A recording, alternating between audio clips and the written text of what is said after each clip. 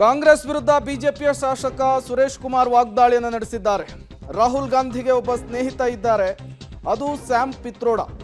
UPA ಅವಧಿಯಲ್ಲಿ ಭ್ರಷ್ಟಾಚಾರ ಮಾಡಿ ಹಣವನ್ನು ಲೂಟಿ ಮಾಡಿದ್ದಾರೆ.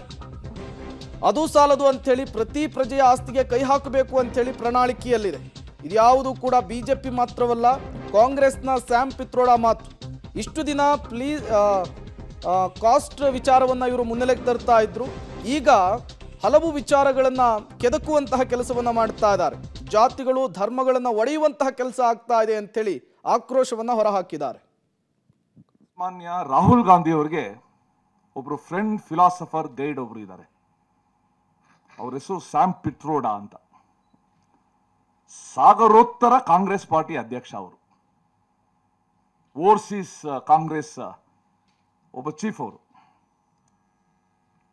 ಅವರೇ ರಾಹುಲ್ ಗಾಂಧಿ ಅವರು ಹೊರದೇಶಗಳಿಗೆ ಹೋದಾಗ ನಮ್ಮ ದೇಶದ ವಿರುದ್ಧನೇ ಅಲ್ಲೆಲ್ಲ ಕೂತ್ಕೊಂಡು ಅಲ್ಲಿನ ನೆಲದಲ್ಲಿ ಕೂತ್ಕೊಂಡು ಭಾರತದ ವಿರುದ್ಧ ಮಾತಾಡೋದಕ್ಕೆ ಪ್ರಚೋದನೆ, ಪ್ರೇರಣೆ, ಮಾರ್ಗದರ್ಶನ ಕೊಡುವ ವ್ಯಕ್ತಿ. ಅವರೊಂದು ಮಾತನ್ನ ಹೇಳಿದ್ದಾರೆ, ಆಸ್ತಿ ಸಂಪಾದನೆ ಏಕಸ್ವಾಮ್ಯವಾಗಬಾರದು, ಅದನ್ನು ತಡೆಯಲು ಕಾನೂನು ತರಬೇಕು. ನನಗಂತೂ ಪಿತ್ರಾರ್ಜಿತ ಆಸ್ತಿ ಇಲ್ಲ.